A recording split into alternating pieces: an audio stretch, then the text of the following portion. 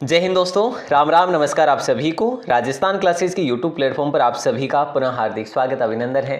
जैसा कि आप सभी को विदित है, डेली सुबह 9 बजे हमारी ये राजस्थान जीके की शानदार क्लास होती है। लेकिन आज एक वजह रही है लेट होने की कि इससे पहले मैंने आपको एक बुक का रिव्यू दिया है। उस बुक का रिव्यू आपने नहीं देखा हो तो ज़रूर देखना, ठीक है। इसलिए ये क्लास लेट हुई है और आप इस क्लास को भी पूरा देखें।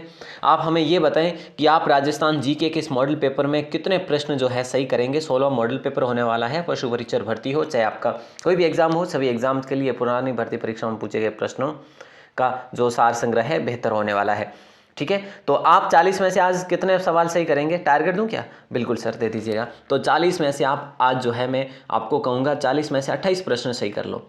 ये आपके लिए टारगेट है भैया, है ना। 40 में से 28 प्रश्न अगर आप सही करते हैं तो मैं मानूंगा कि वास्तव में आपकी तैयारी बेहतर है, ठीक है। सुपरफास्ट शुरू करें। पहला सवाल है, आईने अकबरी के रचयिता कौन थे? तो देखिए दोस्तों, राइट आंसर आपका ये ऑप्शन होगा। आपने इमेजिन कर लिया होगा कि यही होगा, है ना। गिरधर आसिया द्वारा लिखित डिंगल भाषा का ग्रंथ कौन सा है? गिरधर आसिया के द्वारा लिखा गया है और डिंगल भाषा में 2 प्रश्न है। एक ही प्रश्न में 2 प्रश्न है।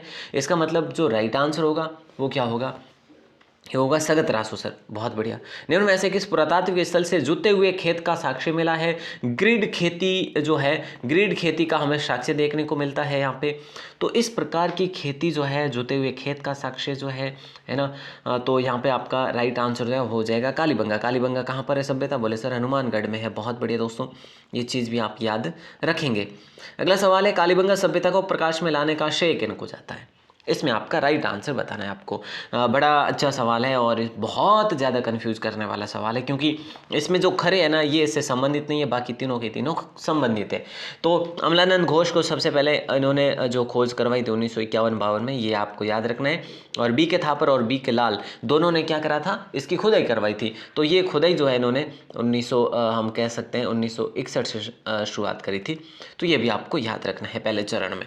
अगला सवाल है कि राजस्थान के एक राज्य का वह कौन सा शासक था जिसने बनारस हिंदू विश्वविद्यालय की स्थापना में महत्वपूर्ण सहयोग दिया था? इसका राइट आंसर जो है वो क्या हो जाएगा? आप कहेंगे सर महाराजा मानसिंह द्वितीय को लॉक करेंगे, यानी कि ऑप्शन सी आप सभी का सही आंसर हो जाएगा। एक प्रकार का पूछा गया प्रश्न भी है, ठीक है। किस समूह की खगोलीय वेधशालाओं का निर्माण महाराजा जयसिंह द्वारा करवाया गया था? तो बताइए क्या होगा राइट आंसर दोस्तों? आप कहेंगे सर दिल्ली, जयपुर, उज्जैन, मथुरा और बनारस। देखो जयपुर तो है ही है ना, इसमें कोई शक नहीं। दिल्ली भी है ही है, ठीक है। अब बात आती है बनारस, मथुरा, उज्जैन। तो याद रखना मेरे दोस्त कि दिल्ली जयपुर आपको याद है ही है, ठीक है। तो BUM बूम याद रखेंगे ना, ठीक है। या फिर यूँ कह लीजिएगा कि JD बूम, ठीक है। JD बूम आप याद रखेंगे। बनारस, उज्जैन और मथुरा, JD बूम याद हो गया ना। देखो वेधशालाएं 5 जगह निर्मित करवाई गई थी जयसिंह द्वारा, और JD बूम आप याद रखेंगे, जयसिंह JD बूम, ठीक है। क्लियर है। अगला सवाल है, शाहजहां द्वारा शाह शुजा के विरुद्ध भेजी गई मुगल सेना का निम्न में से सेनापति कौन था? ये आपसे सवाल किया जा रहा है। बड़ा अच्छा सवाल है और राइट आंसर आप सभी का हो जाएगा ऑप्शन सी, यानी मिर्जा राजा जय सिंह। अगला सवाल है, लगान वसूल करने की वह प्रणाली क्या कहलाती थी जिसमें खड़ी हुई फसल का अनुमान लगाकर लगान निश्चित कर लिया जाता था? तो राइट आंसर होगा कूटा, ठीक है। कूटा कह लीजिएगा आप, कूटा है ना, कूटा। चलिए बहुत बढ़िया, ये सवाल बहुत अच्छा है। इस प्रकार का प्रश्न पूछा तो नहीं गया, लेकिन करों से संबंधित, जो लगानों से संबंधित सवाल पूछे ही जाते हैं अक्सर। ब्रिटिश साम्राज्य के किस सदस्य के स्वागत में जयपुर शहर को 1876 में गुलाबी रंग से रंगवाया गया? इसे जयपुर को पिंक सिटी कहा जाता है, गुलाबी नगर कहा जाता है, ठीक है। पिंक सिटी कहा जाता है। पिंक सिटी कहा तो जाता है, लेकिन इसका जो कलर ये शुरुआत में कब से करवाया गया था, ये कब रंगीन करवाया गया था? तो 1876 में किसके? प्रिंस अल्बर्ट के आने पर उसके स्वागत में करवाया गया था। नो का राइट आंसर ऑप्शन बी होगा। अगला सवाल है, 1857 में आउवा में किस ब्रिटिश पॉलिटिकल एजेंट की हत्या की गई थी? तो दोस्तों राइट आंसर होगा कैप्टन मोक मेसन की हत्या की गई थी। पूछा जा रहा है आउवा, और आउवा के किले पर इसका सर लटका दिया गया था, ये आपको याद होना चाहिए। अगला सवाल है, इजलास खास की स्थापना किसके द्वारा की गई थी? दोस्तों इजलास खास की स्थापना महाराणा सज्जन सिंह के द्वारा की गई थी, यानी ऑप्शन बी को हम लोग लॉक कर देंगे। सज्जन सिंह कहाँ के शासक थे? मेवाड़ के शासक थे। दोस्तों अगला सवाल है, एक सवाल बड़ा शानदार है कि केवाय माता मंदिर का निर्माण किसने करवाया था। केवाय माता मंदिर का निर्माण जो है कि ये किसके के द्वारा करवाया गया था, तो ये चच के द्वारा करवाया गया था। ठीक है, अगला सवाल देखिए कि वह कौन सा देवता है जिसकी आराधना इसलिए की जाती है क्योंकि उन्होंने गुजरों की गायों को मेरों से छुड़वाने के लिए प्राणों की आहुति दी थी। वो थे वीर तेजाजी कह लीजिएगा, है ना। ऑप्शन लोक देवता तेजाजी को लॉक करेंगे। गुर्जरों या गुजरी कह लीजिएगा, लाचा गुजरी की गायों को, है ना। तो यहाँ पे आपको ध्यान रखना है। नेक्स्ट सवाल देखिए, वैसे आपका ऑप्शन भी सही होगा इसमें। चित्तौड़ में विजय स्तंभ किस शासक ने बनवाया था। तो चित्तौड़गढ़ में विजय स्तंभ जो है ये महाराणा कुंभा के द्वारा बनवाया गया था, जो कि किस विजय के उपलक्ष्य में बनाया गया था। ये सारंगपुर जो कि 1437 में हुआ था, इसके विजय के उपलक्ष्य में बनाया गया था। और याद रखना 1440 से 1448 के मध्य विजय स्तंभ का निर्माण करवाया गया था, ये भी ध्यान रखना है।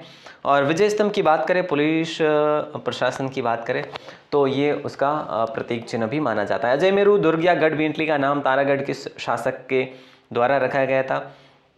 तो अजयपाल को लॉक कर दें क्या हैं, जल्दी से बता दीजिएगा, या पृथ्वीराज को लॉक करें। तो दोस्तों देखिए, किस शासक के द्वारा रखा गया था तारागढ़ नाम, तो तारागढ़ राव नाम रखा गया था पृथ्वीराज के द्वारा। ऑप्शन सी आपका लॉक हो जाएगा। ये बड़ा अच्छा सवाल है, ये सवाल आपने शायद ही कहीं देखा होगा। गोसुंडी की बावड़ी का निर्माण किसने करवाया था, जहाँ पे गोसुंडी शिलालेख भी हमें देखने को मिला था। तो यहाँ पे आपका श्रृंगार देवी लॉक हो जाएगा। दोस्तों ये बेहतरीन सवाल था। प्रसिद्ध चित्रकृति ढोला मारू की शैली है, कहाँ की शैली है ये बताना है। बोले सर जोधपुर की ही है ढोला मारू, है ना। ऑप्शन ए को लॉक कर देंगे, ये भी बेहतर सवाल था। राजस्थान में भित्ति चित्रों को चिरकाल तक जीवित रखने के लिए एक आलेखन पद्धति है जिसे क्या कहा जाता है। राइट आंसर हो जाएगा आरायश कहा जाता है। दोस्तों क्या कहा जाता है, देखिए राजस्थान भित्ति चित्रों को चिरकाल तक जीवित रखने के लिए एक आलेखन पद्धति है जिसे आरायश कहा जाता है। मैंने आपको बताया 28 प्रश्न अगर आप सही कर लेंगे तो आज आप वास्तव में बेहतर तैयारी के साथ हैं। राजस्थान में विभिन्न समय पर निम्नलिखित त्यौहार मनाए जाते हैं। छोटी तीज कब मनाई जाती है, यानी कि आपको क्या करना है, कैलेंडर वर्ष के अनुसार उसका तिथि क्रम जो है जमाना है। ठीक है, अब देखो साहब बात ऐसी है कि देखिए सबसे पहले हम बात करें तो छोटी तीज जो है आपके श्रावण महीने में मनाई जाती है, श्रावण महीने की शुक्ल पक्ष की तृतीया को। गणगौर की बात करें चैत्र महीने में मनाई जाती है गणगौर। और उसके बाद आका तीज की बात करें, ये आपके वैशाख महीने में मनाई जाती है, वैशाख की शुक्ल पक्ष की तृतीया को मनाई जाती है।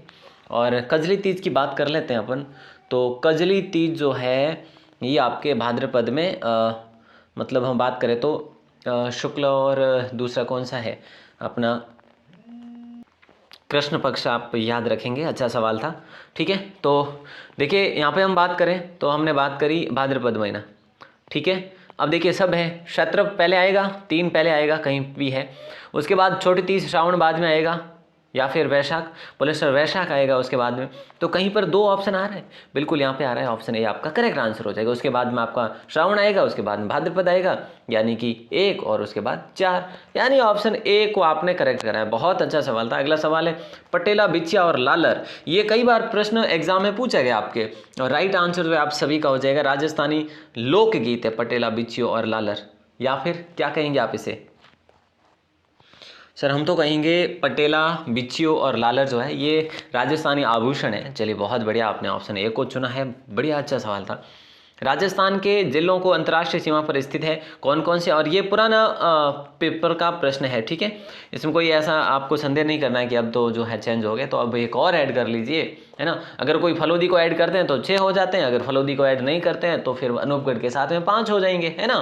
तो यहाँ पे आप राइट आंसर कहेंगे कि सर गंगानगर है, उसके बाद बीकानेर है, फिर जैसलमेर है, फिर बाड़मेर में, यहाँ पे एक अनूपगढ़ को और ऐड कर लेंगे तो 5 हो जाएंगे। अगर यहीं पे फलोदी को ऐड करते हैं तो 6 हो जाएंगे, लेकिन फलोदी का कई किताबों ने बताया नहीं है, कई ने बताया है। तो आपको ये कन्फ्यूजन तो आपको अभी रहेगा जब तक कि सरकारी हमारा मैप जारी ना हो तब तक। नेक्स्ट सवाल है राजस्थान के किस क्षेत्र में विंध्य पठार स्थित है। तो दक्षिण पूर्व पठार है, या दक्षिण पश्चिम है, या उत्तर पूर्व। बोले सर उत्तर पूर्व तो नहीं है, हैं उत्तर पूर्व नहीं है क्या।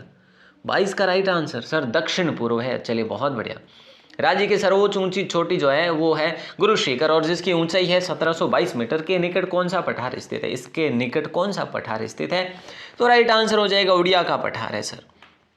राजस्थान में सर्वाधिक औसत वर्षा कहाँ पर होती है? सबसे अधिक, इनमें से सबसे अधिक औसत वर्षा सबसे अधिक होती है वो होती है माउंट आबू। और सबसे ऊंचा जो अगर स्थान कहे तो ये माउंट आबू, उसके बाद आपका उदयपुर ज़रूर आ जाता है, लेकिन फिलहाल हमारा ऑप्शन सी के साथ जाएगा। अति आर्द्र जलवायु प्रदेश के तहत राजस्थान के कौन से जिले आते हैं? अति आर्द्र, सबसे अधिक आर्द्र जो जिला है वो कौन सा है? यही तो आपसे पूछा जा रहा है। बोले सर झालावाड़ है, बांसवाड़ा है। ऑप्शन ए को हम लॉक कर देंगे। चलिए बहुत बहुत बढ़िया, ठीक है साहब, ओके। अब देखो AW हम एक और पढ़ते हैं ना, AW जो है उसकी किसकी पढ़ते हैं सर? सर पढ़ते हैं कोपेन की जलवायु, जिसमें झालावाड़, बारां, बांसवाड़ा, डूंगरपुर आते हैं। हाँ जी, बहुत बढ़िया। अगला सवाल देखिए, सही सुमेलित आपको करना है, बड़ा अच्छा सवाल भी है। सबसे पहले गजनेर अभ्यारण्य की तरफ हम रुख करेंगे, तो पहले में आएगा सी भैया। उसके बाद रामगढ़ विषधारी अभ्यारण्य की बात करें, जो कि चौथा अपना ये क्या हो गया, अब चौथा आपका हो गया बाघ परियोजना भी हो गई है। तो ये आपके कहाँ पर है? बूंदी में है, ठीक है सर। सी के बाद में बी आएगा। शेरगढ़ अभ्यारण्य की बात करें सर, ये डी होगा, मतलब 12 में है। और रावली टॉडगढ़ की बात करें सर, ए अजमेर होगा। तो CBDA कहीं है क्या? CBDA बिल्कुल ऑप्शन बी में है। बिल्कुल अच्छा सवाल था। अगला सवाल है, अमृता देवी पुरस्कार जिसके लिए दिया जाता है वो है, मतलब अमृता देवी पुरस्कार किसके लिए दिया जाता है? तो वन और वन्य जीवों की सुरक्षा के लिए दिया जाता है, यानी ऑप्शन डी आपका लॉक हो जाएगा। ऑप्शन 4 को आपने लॉक करा है, ये भी आपका बेहतर सवाल था। अगला सवाल है, राष्ट्रीय मरु उद्यान को किस नाम से जाना जाता है?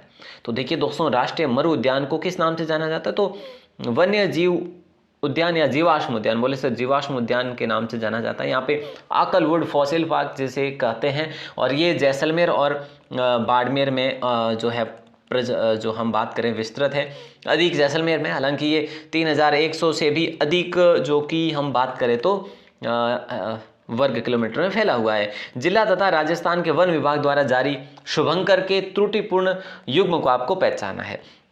देखो साहब, जालोर का भालू है, इसमें कोई संदेह नहीं, सही है सर। और भरतपुर का सारस क्रेन है, ये भी सही है। और दौसा का मगर ये हो नहीं सकता। अजमेर का खरमोर पक्षी ये सर सही है।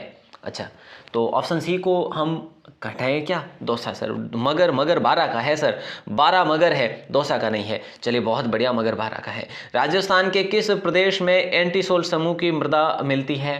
तो बताइए दोस्तों, राइट आंसर क्या होगा? राजस्थान के किस प्रदेश में एंटीसोल समूह की मृदा मिलती है? एंटीसोल है ना, एरिडीसोल्स नहीं, एंटीसोल्स पूछा है। तो एंटीसोल्स सर पश्चिम में ही मिलती है वैसे तो। अच्छा, तो लॉक कर दें क्या हम बी को?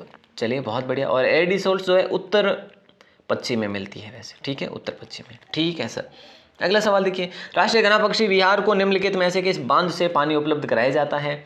तो यहाँ पे राइट आंसर होगा अजान बांध को लॉक करेंगे दोस्तों। अजान बांध आपका करेक्ट आंसर होगा, बेहतर सवाल था। नर्मदा नदी की बात करें तो नर्मदा परियोजना से किन जिलों में पानी प्राप्त हो रहा है? तो क्या होगा राइट आंसर? राष्ट्रीय घना पक्षी विहार को निम्न में से किस बांध से पानी उपलब्ध कराया जाता? तो अजान बांध होगा या बंद बेटा? देखो विजय सागर होगा नहीं, पांचना होगा नहीं, पांचना करौली की साइड है, ठीक है। तो अजान बांध को लॉक करें या बंद बेटा को? जल्दी से बता दीजिएगा सर। अजान बांध को लॉक करेंगे। चलिए बहुत बढ़िया। देखो राष्ट्रीय घना पक्षी विहार को अजान बांध, तो राइट आंसर आपका हो जाएगा अजान बांध, बिल्कुल करेक्ट आंसर होगा। नर्मदा परियोजना से किन जिलों में पानी प्राप्त हो रहा है? देखिए नर्मदा परियोजना से किन जिलों को पानी प्राप्त हो रहा है? तो जालोर और बाड़मेर को होता है। 2008 में ये परियोजना शुरू हुई थी, ये भी आपको पता होना चाहिए। अगला सवाल है, निम्न जोड़ों में से कौन सा एक संगत नहीं है? निम्न जोड़ों में से एक कौन सा संगत नहीं है? भीमसागर परियोजना झालावाड़ देर का, परवन जो है 12 देर का है, सावन भादो कोटा देर का सही है, चोली परियोजना जो बूंदी सही है क्या? बताइएगा, ऑप्शन ए को करें या ऑप्शन बी को करें? बोले सर ऑप्शन ए को लॉक करेंगे, सॉरी ऑप्शन डी को लॉक करेंगे। ऑप्शन डी जो है गलत तथ्य है। ऑप्शन ए सही है, बी भी सही है और सी भी सही है। वर्ष 2011 की जनगणना के आधार पर राजस्थान के संबंध में कौन सा कथन जो है सही नहीं है? बताइए दोस्तों क्या होगा? सर्वाधिक महिला साक्षरता जयपुर है, ये गलत है। न्यूनतम महिला साक्षरता जालोर में, ये सही बात है। महिला साक्षरता में सर्वाधिक वृद्धि डूंगरपुर में, ये सही बात। न्यूनतम पुरुष साक्षरता प्रतापगढ़ में, ये भी सही बात है। तो सर्वाधिक महिला साक्षरता किस जिले में है, ये आपसे सवाल किया जा रहा है। बोले सर गंगानगर को लॉक करेंगे इस मामले में, ठीक है। ऑप्शन ए में गंगानगर होगा। राजस्थान स्टेट केमिकल वर्क्स उद्योग कहाँ पर स्थित है, ये आपसे सवाल किया जा रहा है और राइट आंसर आप सभी का हो जाएगा, डीडवा नाम है सर स्टेट केमिकल वर्क्स उद्योग। अगला सवाल देखिए, पूछा क्या जा रहा है, राजस्थान गैर परंपरागत ऊर्जा स्रोत से ऊर्जा सृजन करने के लिए नोडल एजेंसी कौन सी। गैर परंपरागत ऊर्जा स्रोत से ऊर्जा सृजन करने के लिए नोडल एजेंसी कौन सी, यही तो सवाल किया जा रहा है। Rajasthan renewable corporation limited, RRCL, ठीक है, ये आप याद रखेंगे, बड़ा अच्छा सवाल है। राजस्थान ऊर्जा विकास अधिकरण की स्थापना कब हुई थी दोस्तों, ये आपसे सवाल किया जा रहा है और राइट आंसर आप सभी का हो जाएगा ऑप्शन सी, यानी कि 1985 में इसकी स्थापना की गई थी। राजस्थान राज्य डेयरी विकास निगम की स्थापना किस वर्ष में की गई थी, ये बताइए। इस प्रकार का प्रश्न भी आपको एग्जाम में पूछा जा सकता है, तो ऑप्शन यहाँ पर क्या होगा, ऑप्शन यहाँ पर होगा 1975 को। और हर पेपर में एक प्रश्न वर्ष से संबंधित बनता ही बनता है। अगला सवाल है, राजस्थान में कृषि गणना 2015-16 के अनुसार राज्य में भूमि जोतों का औसत आकार कितना है, तो यहाँ पे आपका राइट आंसर होगा 2.73 हेक्टेयर भूमि जोतों का औसत आकार है। वैसे ये पुराना प्रश्न हो जाएगा आपके लिए। और ये सवाल जिसका आंसर आपको देना है कि सुमेलित आप करना है, आपको करिए कौन सा होगा सही आंसर। तो देखिए दोस्तों, यहाँ पे हम बात करें तो राइट आंसर जो है क्या होगा, ये आपको बताना है। चलिए, तो आपका ये प्रश्न है और आपको ही बताना है। उम्मीद करूंगा आप में से सभी भाई बहन इसका आंसर देंगे। मैं वेट करूंगा कि आप जो है इसका सही आंसर क्या देते हैं। मिलते हैं दोस्तों अपन अगली क्लास में, तब तक के लिए आप सभी का बहुत बहुत धन्यवाद। आपने इस क्लास को एंड तक जुड़े रहकर देखा, उसके लिए बहुत बहुत शुक्रिया। क्लास कैसी लगी कमेंट करके हमें ज़रूर बताएं और आप हमारे व्हाट्सएप ग्रुप में, स्टडी ग्रुप में ज्वाइन हो सकते हैं। इस नंबर पर अगर आप मैसेज करते हैं तो वास्तव में आपको अपने व्हाट्सएप ग्रुप में ज्वाइन कर लिया जाएगा। इस नंबर पर आप अपना नाम और ज़िला लिखकर ही मैसेज करें भाई, है ना, नाम व ज़िला लिखकर अगर आप मैसेज करेंगे तो आपको ग्रुप में ऐड कर लिया जाएगा। ऑल द बेस्ट, मिलते हैं अगली क्लास में।